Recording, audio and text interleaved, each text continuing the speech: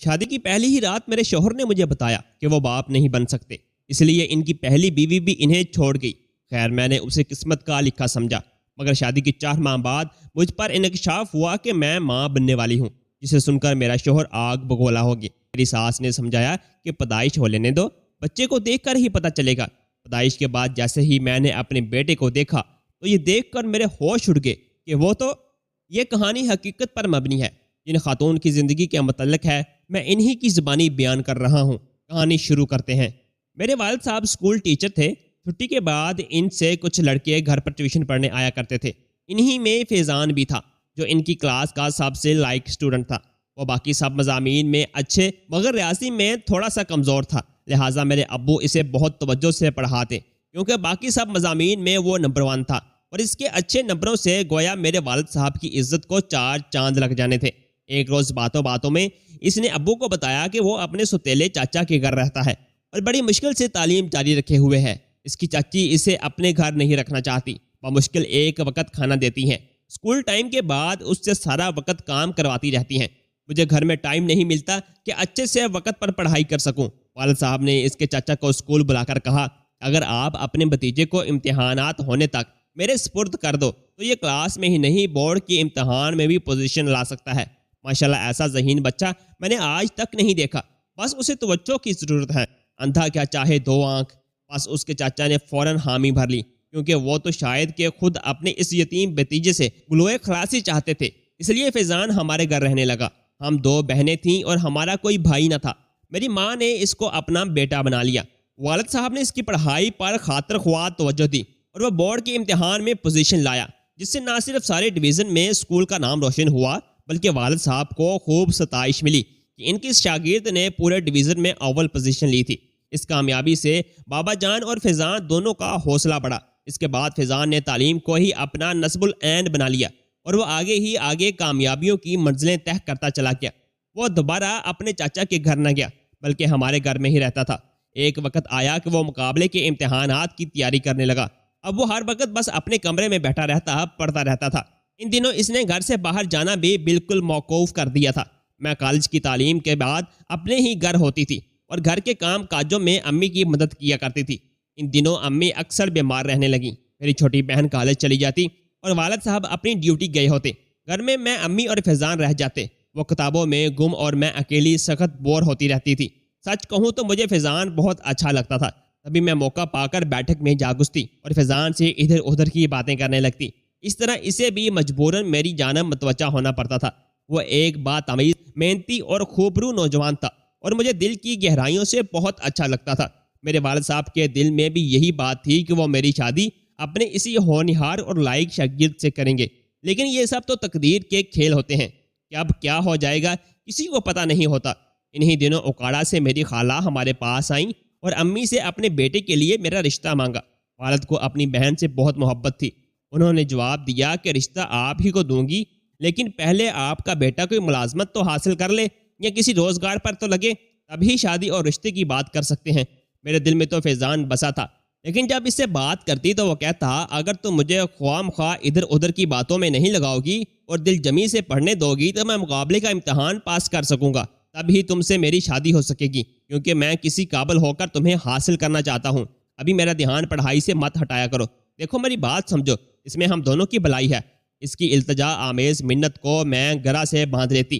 اس سے بات کرنے کو جی چاہتا بھی تو میں اسے ڈسٹرب نہ کرتی۔ جب کبھی اس سے بات کرنے کا موقع ملتا تو پھر بھی میں اس کے سامنے نہ جاتی، تاکہ وہ یکسوئی سے اپنا مقصد حاصل کر سکے۔ ہم دونوں ہی اپنے آپ سے لڑ رہے تھے، دونوں محبت کے ریگزار میں صبر و تحمل کا کشٹ کاٹ رہے تھے، تاہم محبت کا جذبہ ہمارے دلوں میں جاگزیں ہو چکا تھا اور ہماری منزلیں قریب ہی تھیں۔ بالآخر فیضان نے مقابلے کا امتحان پاس کر لیا۔ میرے والد صاحب کی خوشی دید نہ تھی، بالکل ایسے جیسے کوئی باپ اپنی حقیقی اولاد کی کامیابی پر خوش ہوتا ہے۔ وہ باغ تھے۔ وہ ہر ایک سے فخر سے کہتا، دیکھو میری محنت رنگ لے آئی۔ میں نے تو اس لڑکے میں پہلے دن ہی وہ جوہر پا لیا تھا کہ اگر اس پودے کوئی آبکاری ٹھیک طرح سے کی جائے تو یہ ایک دن ثمر لائے گا۔ آج اس کی اور میری ہم دونوں کی محنت ثمر لے آئی ہے۔ فیضان نے مقابلے کا امتحان اچھی پوزیشن میں پاس کیا تھا اور اب وہ ایک اعلیٰ افسر کے عہدے پر فائز ہونے والا تھا۔ ان دنوں وہ ٹریننگ کر رہا تھا۔ اچانک ہماری خالہ نے آ کر میرے دل پر ایٹم بم گرا دیا۔ ان کے صاحبزادے کو نوکری مل گئی تھی۔ اس نے ایم ایڈ کرنے کے بعد ایک گورنمنٹ اسکول میں بطور ٹیچر اپنی ڈیوٹی جوائن کر لی تھی، اور اب خالہ مٹھائی کے ڈبے کے ساتھ امی کو یہ وعدہ یاد دلانے کے لیے آئی تھی کہ میرا لگتے جگر برسر روزگار ہو گیا ہے، تم نے عالیہ کا رشتہ دینے کا وعدہ کیا تھا، تو اب وعدہ وفا کرنے کا وقت آ گیا ہے۔ ابھی خالہ ہمارے گھر میں ہی قیام پذیر تھی کہ امی نے والد صاحب سے میرے اور احسان کے رشتے کی بات کی۔ والد صاحب نے کہا کہ فیضان کا رشتہ میری نظر میں سب سے بہتر ہے، لہٰذا تم اپنی بہن کو جواب دے دو۔ امی بولی کیوں جواب دے دوں؟ والد صاحب نے کہا کیونکہ فیضان ہمارے گھر میں پلا بڑا ہے اور اس کا مستقبل احسان سے کہیں زیادہ روشن ہے۔ والدہ تو ہر صورت اپنی بہن کو میرا رشتہ دینے کی ٹھان چکی تھی، لہٰذا کہنے لگیں واہ، اپنوں کو چھوڑ کر غیروں کی طرف دیکھیں۔ فیضان کو ہم نے رحم کر کے اپنے گھر رکھا تھا، وہ ٹھیک ہے کہ اس نے محنت کی اور آپ کو مایوس نہیں کیا، اور میں صرف اسی وجہ سے اس کو اپنے بانجے پر تو ترجیح نہیں دے سکتی۔ میری آپا در پر رشتہ لے کر بیٹھی ہیں، ان کو مایوس نہیں کرنا چاہتی۔ ابھی ہماری چھوٹی بیٹی رہتی ہے، عالیہ کا رشتہ ہم فیضان سے کر سکتے ہیں۔ یوں امی نے والد صاحب کو قائل کر کے میرا رشتہ اپنے بانجے سے طے کروا دیا۔ فیضان ابھی ٹریننگ مکمل کر کے نہ لوٹے تھے کہ ایک دن مجھے پتہ چلا میری شادی احسان سے طے ہو رہی ہے۔ مجھے بہت صدمہ ہوا، جبکہ احسان کے مقابلے میں فیضان کہیں گنا بہتر تھا۔ پھر یہ کہ میں فیضان کو اپنے دل میں عرصے سے بسا چکی تھی، چاہتی تھی کہ میری شادی اسی سے ہو، مگر ہمارے یہاں لڑکی کی مرضی کب دیکھی جاتی ہے۔ یوں میری روتے دھوتے احسان سے شادی ہوگی۔ مجھے اپنی شادی احسان سے ہو جانے کی ذرا خوشی نہ تھی، بلکہ میرے لیے یہ بہت بڑا صدمہ تھا۔ میرے دل نے تو اس شادی کا بندھن کو قبول ہی نہیں کیا تھا۔ شادی کے بعد کئی دن تک چھپ چھپ کر روتی رہتی تھی۔ فیضان کو بھی میرا احسان کے ساتھ شادی ہو جانے کا بہت افسوس تھا۔ میں شادی ہو کر لاہور سے اوکاڑا چلی گئی تھی۔ جب میں میکے جاتی، فیضان مجھے اداس اور پریشان ملتا، میں بھی اسے اداس دیکھ کر پرانی یادوں میں کھو جاتی۔ گھر جاتے تو دل وہاں نہ لگتا، یہی جی کرتا کہ عمر بھر میکے میں ہی رہ جاؤں۔ میری شادی کے بعد اگرچہ وہ مجھ سے زیادہ بات نہ کرتا تھا، لیکن میکے میں رہ کر میں اس کو دیکھ تو لیا کرتی تھی، اسے دیکھ کر ہی میرے دل کو سکون مل جاتا تھا۔ ایک روز جب وہ آفس سے گھر آیا تو مجھے اپنے کمرے میں خود سے باتیں کرتے اور سسکیاں لے کر روتے پایا۔ میرے پاس آ کر پوچھنے لگا کیوں رو رہی ہو عالیہ؟ میں نے کہا فیضان، کیا تم نہیں جانتے کہ میں کیوں رو رہی ہوں؟ کہنے لگا ہاں جانتا ہوں کہ تم اپنے گھر میں خوش نہیں ہو، اگر ایسی ہی اذیت میں رہتی ہو تو پھر احسان سے طلاق لے لو، میں تم سے شادی کر لوں گا۔ لیکن اگر شوہر کے ساتھ خوش رہ سکتی ہو تو میں تمہیں یہی کہوں گا کہ تم اپنے شوہر کے ساتھ اچھے سے زندگی گزارو اور میرے ہوتے ہوئے میکے مت آیا کرو۔ میں بھی تمہارے سامنے نہیں آؤں گا تاکہ اپنے گھر میں دل لگا سکو۔ میں نے شکستہ دل سے کہا اس طرح خوش رہنا میرے بس کی بات نہیں ہے فیضان، اب میں کسی بھی جگہ کہیں بھی خوش نہیں رہ سکتی، میں یہ بے چینی کی زندگی نہیں گزار سکتی۔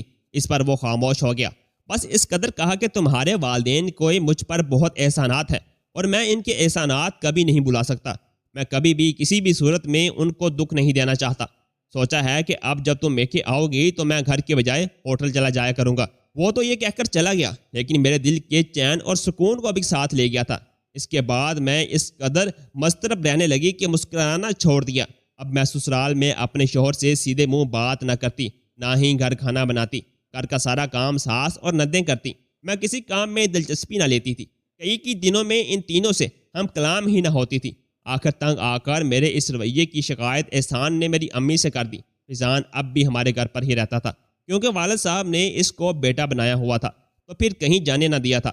وہ کہیں اور جانے کا کہتا تو اب وہ اداس ہو جاتے تھے۔ میرے والدین کو ہمارے دلی معاملات کا کوئی علم نہیں تھا، وہ حیران تھے کہ میں اپنے سسرال والوں کے ساتھ اچھی طرح کیوں نہیں رہتی۔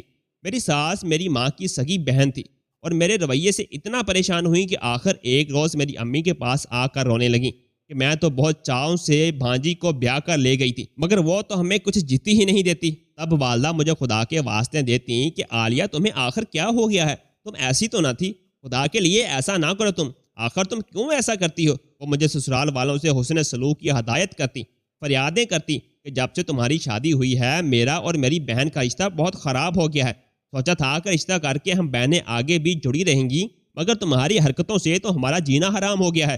تمہارا شوہر شریف انسان ہے، میں اچھے سے جانتی ہوں کہ وہ تمہیں کوئی تکلیف نہیں دیتا، پھر آخر تم کیوں ایسا کرتی ہو؟ مگر میں کیا جواب دیتی کہ ماں تیرا ہی تو کیا درا ہے، بہن کی محبت میں تم نے ہم دونوں کا سکون اجاڑ دیا ہے۔ میری نند کی ایک سہیلی تھی جو اکثر ہمارے گھر آتی تھی، رفتہ رفتہ میری بھی اس کے ساتھ اچھی بننے لگی۔ ایک روز اس کے سامنے میں نے خالہ سے بدتمیزی کی، خالہ رونے لگی۔ ماہین کو یہ دیکھ کر کافی حیرت ہوئی، اس نے ایک روز میرے کمرے میں آ کر مجھے قسم دی کہ مجھے دوست سمجھ کر بتاؤ، آخر تم ان لوگوں کے ساتھ ایسا برتاؤ کیوں کرتی ہو، جبکہ یہ سب تم سے بہت پیار کرتے ہیں اور میں دیکھتی ہوں کہ وہ تمہارا کس قدر خیال رکھتے ہیں۔ وہ کہنے لگی کہ میں وعدہ کرتی ہوں کہ تمہاری کہی ہوئی کوئی بھی بات یہاں کسی سے نہ کہوں گی۔ میں نے اس پر اعتماد کر لیا اور اپنے دل اس کے سامنے کھول کر رکھ دیا، اس وعدے پر کہ وہ میرا راز کسی پر ظاہر نہیں کرے گی۔ تاہم جو کچھ میں نے اسے بتایا، گھر جا کر اس نے اپنے شوہر کو بتا دیا۔ مجھے نہیں معلوم تھا کہ ماہین کا شوہر احسان کے ساتھ ایک ہی اسکول میں ڈیوٹی کرتا ہے اور دونوں کی اچھی بنتی ہے۔ ایک دن احسان نے اس سے اپنی پریشانی بیان کی تو اس نے احسان کو آگاہ کر دیا کہ تمہاری بیوی نے میری بیوی کو بتایا ہے کہ وہ تم سے شادی نہیں کرنا چاہتی تھی، لیکن اس کی اماں نے زبردستی تم سے شادی کروا دی ہے، جبکہ وہ فیضان سے محبت کرتی ہے اور اسی سے شادی کرنا چاہتی تھی جو شاید ان کے گھر رہتا ہے اور تمہارے خالو کا منہ بولا بیٹا بنا ہوا ہے۔ اس نے یہ بھی بتایا کہ وہ اب بھی اسی کو دل سے چاہتی ہے اور یہ شادی اور احسان سے نباہ صرف اس کی مجبوری ہے۔ وہ فیضان ہی کی خاطر میکے میں اتنا عرصہ رہتی ہے اور شاید وہ تم سے طلاق لے کر فیضان سے شادی کرنا چاہتی ہے اور فیضان بھی یہی چاہتا ہے، اس لیے ہی وہ تمہیں اور تمہارے گھر والوں کو ہر وقت تنگ کر رکھتی ہے تاکہ تم از خود اس کو چھوڑ دو۔ اب میں بحیثیت دوست اپنی بیوی سے ساری باتیں سننے کے بعد تمہیں مشورہ دیتا ہوں کہ اگر یہ عورت جو تمہاری بیوی ہے اور محبت کی خاطر تم سے چھٹکارا پانا چاہتی ہے تو تم اس کو چھوڑ دو، کیونکہ ایسی عورتیں بھی اپنے مقصد کے حصول کے لیے بہت خطرناک بھی ہو جایا کرتی ہیں۔ تم بھی ٹی وی پر نیوز چینلز پر آئے روز کے واقعات تو دیکھتے ہی ہو، ایسی بیویاں بعض اوقات جان کی دشمن بن جاتی ہیں، اور میں تمہیں بتا دوں کہ یہ عورت تم سے کبھی محبت نہ کرے گی، چاہے تم اس پر جان لٹا دو۔ غرض اس آدمی نے احسان کو ایسا ڈرایا کہ انہوں نے گھر آ کر سچ مچ مجھے طلاق دے دی۔ میں وقتی طور پر کچھ دیر کو اگرچہ رنجیدہ ہوئی، مگر دل سے خوشی تھی کہ میری مشکل آسان ہو گئی تھی، مجھ پر کوئی الزام بھی نہ آیا اور من کی مراد بھی بھر آئی۔ ہاں، میرے والدین پر ضرور قیامت ٹوٹ پڑی تھی۔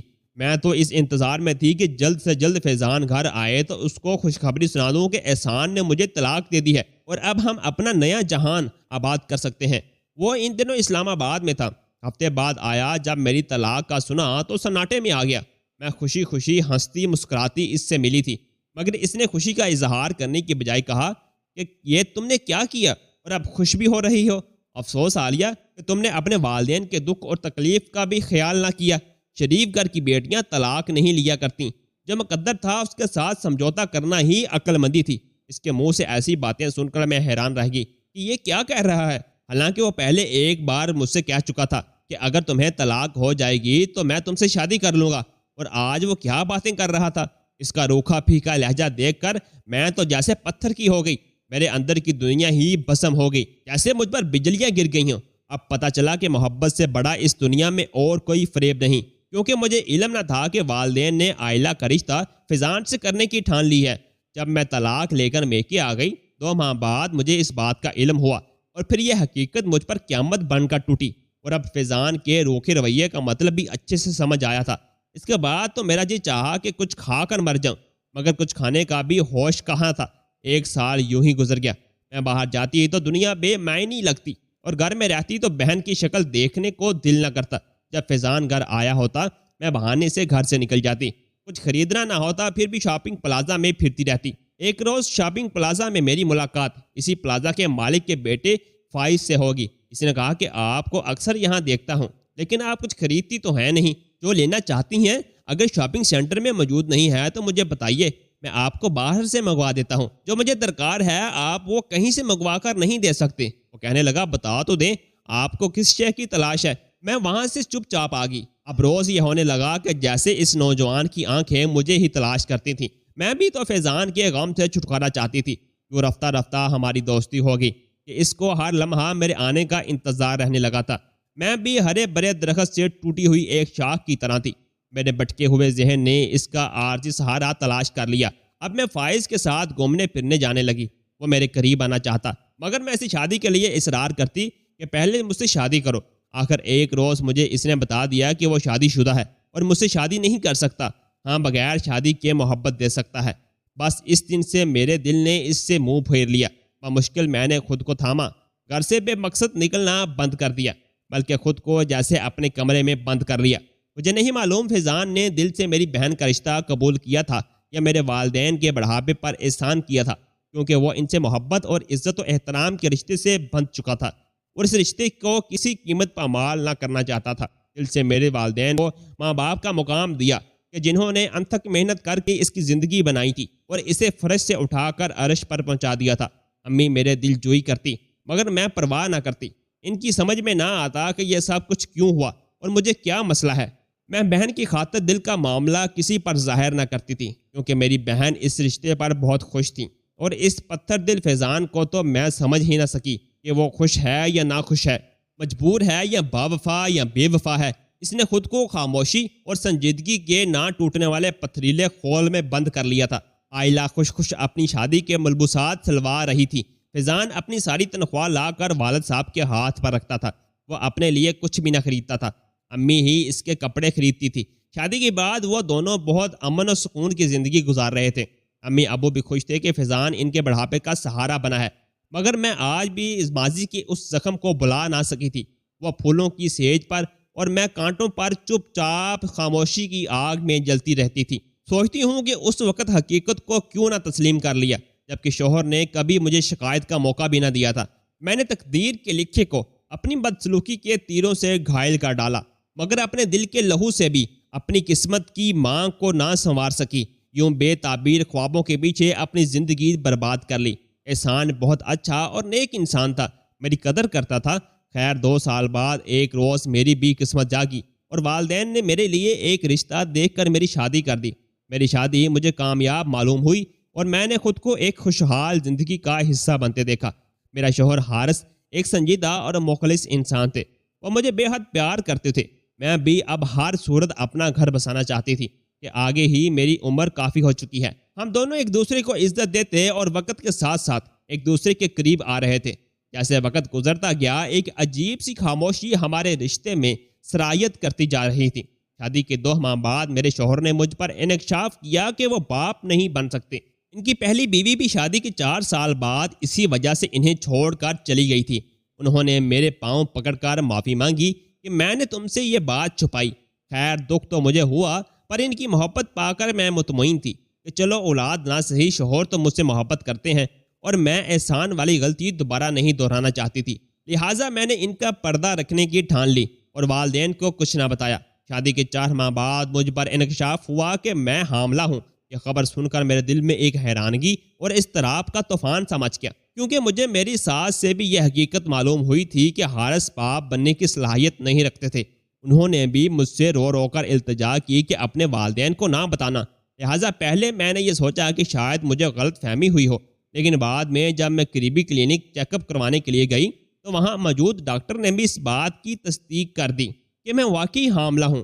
میرا دل ایک طرف خوش ہوا تو ساتھ ہی دوسری طرف کانپنے بھی لگا کہ کیا حارث نے مجھ سے جھوٹ کہا تھا، اور اگر سچ کہا تھا تو یہ بچہ حارث کو کیسے نہیں ہو سکتا۔ لیکن حقیقت یہ بھی تھی کہ اس کے علاوہ بھی یہ کسی کا نہ ہو سکتا تھا۔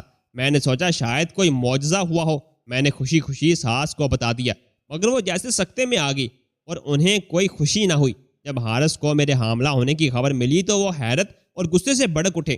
مجھے کچھ سمجھ نہ آ رہی تھی کہ میرے ساتھ کیا ہو رہا ہے۔ انہوں نے مجھے طلاق دینے کی دھمکی تک دے ڈالی۔ میں حیران تھی کہ ان کے نزدیک میرے حاملہ ہونے کا مطلب تھا کہ میں ان کے اعتماد کو ٹھیس پہنچائی ہے اور کوئی ایسا گناہ کیا ہے جس کا وہ کبھی تصور بھی نہیں کر سکتے تھے۔ میں نے حارث کو یقین دلانا چاہا کہ آپ دوبارہ ڈاکٹر سے اپنا چیک اپ کروائیں، یہ بچہ آپ ہی کا ہے، مگر حارث کے دل میں شک کی جڑیں گہری ہو چکی تھیں۔ وہ کہتے کہ یقیناً تم اپنے سابقہ شوہر سے ابھی بھی ملتی ہو۔ میں اس وقت کی کیفیت بیان نہیں کر سکتی۔ وہ میری کوئی بات سننے کو تیار نہیں تھے اور مسلسل یہی کہہ رہے تھے کہ میں نے ان کے ساتھ دھوکہ کیا ہے۔ ان دنوں گھر کا ماحول کافی ڈسٹرب تھا۔ بالآخر میرے سسر نے اپنے بیٹے کو سمجھایا کہ جب تک بچہ پیدا نہیں ہوتا ہمیں کوئی بھی فیصلہ نہیں کرنا چاہیے۔ بچہ ہونے پر اندازہ ہو جائے گا کہ وہ کس کا ہے، یا پھر ہم اس کا DNA ٹیسٹ کروا لیں گے۔ بلکہ تم بھی دوبارہ اپنا چیک اپ کرواؤ، ہو سکتا ہے اللہ نے تم پر کرم کیا ہو۔ ان کی باتوں سے حارث کا غصہ کچھ کم ہوا، لیکن ان کا شک ختم نہ ہو سکا۔ یہ وقت میرے لیے ہر لمحہ کرب کا باعث تھا۔ میں نے شوہر کی نظروں میں ہر وقت اپنے لیے بے اعتمادی دیکھی۔ وہ یہ بچہ میرے پہلے شوہر کا ہی سمجھتے کہ میرا اب بھی اس سے رابطہ ہے۔ میں سوچتی کہ قسمت نے مجھے کس نفسیاتی مریض کے ساتھ باندھ دیا ہے۔ اس سے تو اچھا تھا میں شادی ہی نہ کرتی۔ میں جانتی تھی کہ میں نے کوئی غلطی نہیں کی، مگر پھر بھی مجرم ٹھہرائی جا رہی تھی۔ 9 ماہ بعد بالآخر وہ دن آیا جب میں نے ایک بیٹے کو جنم دیا۔ جب میں نے پہلی بار اپنے بچے کو دیکھا تو میری آنکھوں میں آنسو آ گئے۔ جب میرا بیٹا 10 دن کا ہوا تو اس کے نقوش زیادہ واضح ہوئے۔ جو رشتہ دار آ کر بچہ دیکھتا وہ کہتا کہ یہ تو چچا پر گیا ہے۔ حارث یہ سنتے ہی آگ بگولا ہو جاتے۔ میرا بیٹا حارث کے چھوٹے بھائی حسن سے بے حد مشابہ تھا۔ اس کی ناک اور آنکھیں بالکل حسن جیسی تھیں۔ اب انہوں نے مجھ پر الزام لگانا شروع کر دیا کہ بچے کا تعلق حسن سے ہے، تم میری پیٹھ پیچھے حسن کے ساتھ گل کھلاتی رہی ہو۔ اس شکی مزاج انسان نے میرا جینا دوبھر کر دیا۔ ساس سسر اسے سمجھاتے مگر وہ اپنے شک پر قائم تھا، لیکن حقیقت یہ تھی کہ میں حسن کو اپنے بھائی کی طرح ہی سمجھتی تھی، اور میرے بچے کی شکل کا اس پر ہونا ایک اتفاق تھا کہ بچے اپنے خاندان پر ہی تو جاتے ہیں۔ میں حیران تھی کہ انہوں نے مجھ سے جھوٹ کیوں بولا تھا کہ وہ باپ نہیں بن سکتے، مگر اب اس انسان کا شک حد سے زیادہ بڑھ گیا کہ اس کے بھائی تک بھی بات پہنچ گئی کہ وہ اس بچے کو اس سے جوڑ رہے ہیں۔ اس نے بھی اپنے بھائی کو قسم اٹھا کر یقین دلوانے کی کوشش کی کہ بھابھی بے قصور ہیں، آپ اپنا ٹیسٹ وغیرہ کروائیں، مگر وہ انسان کسی کی نہ سنتا۔ بالآخر میں نے تنگ آ کر اس سے علیحدگی کا فیصلہ کر لیا کہ ایسے نفسیاتی انسان اپنے اس مرض میں کچھ بھی کر سکتے ہیں۔ پھر ایک روز اس نے مجھے طلاق دے ہی دی۔ میں نے والدین کو بتایا کہ اس کے ساتھ کوئی نفسیاتی مسئلہ ہے۔ یوں میں ایک بار پھر سے اجڑ کر ماں باپ کی دہلیز پر آ گئی اور ساتھ میں مفت کی بدنامی بھی ہوگی۔ ساس سسر نے کافی بیٹے کو سمجھایا مگر وہ انسان غصے میں اس قدر پاگل ہو جاتا تھا کہ مجھے ڈر تھا کہ کہیں وہ کسی دن میرے بیٹے کو ہی اٹھا کر باہر نہ پھینک دے، لہٰذا ایسے انسان سے علیحدگی ہی بہتر تھا۔ میں نے دوبارہ شادی نہ کی۔ 2 سال بعد ایک رشتہ دار سے پتہ چلا کہ حارث پر پاگل پن کے دورے پڑتے ہیں۔ ان کے والدین انہیں گھر میں بھی کمرے میں بند کر کے رکھتے ہیں۔ اس کی پہلی بیوی بھی اس کے شک کی بدولت سے اسے چھوڑ گئی تھی کہ وہ اسے بھی کہتا تھا کہ یہ میرا بچہ نہیں ہے، اور میں اس کے والدین پر بھی حیران تھی کہ وہ اپنے بیٹے کے مرض کو جانتے ہوئے بھی کیسے کسی دوسری لڑکی کی زندگی برباد کرنے کے بارے میں سوچ لیتے تھے۔ شاید کہ وہ بھی بیٹے کی وجہ سے مجبور تھے، شاید شادی کی خوشی میرے نصیب میں ہی نہ تھی، یا پھر مجھے احسان اور اس کے گھر والوں سے بدسلوکی کرنے کی سزا ملی تھی، مگر میں نے تو اس کے باوجود کچھ نہ پایا۔ اللہ تعالیٰ سے دعا ہے کہ وہ ہر لڑکی کو ایسے نفسیاتی قسم کے مردوں سے بچائے اور ان کی نصیب اچھے کرے۔ دوستو، مزید دلچسپ کہانیوں کے لیے ہمارے چینل سبسکرائب لازمی کیجیے گا۔ اللہ حافظ۔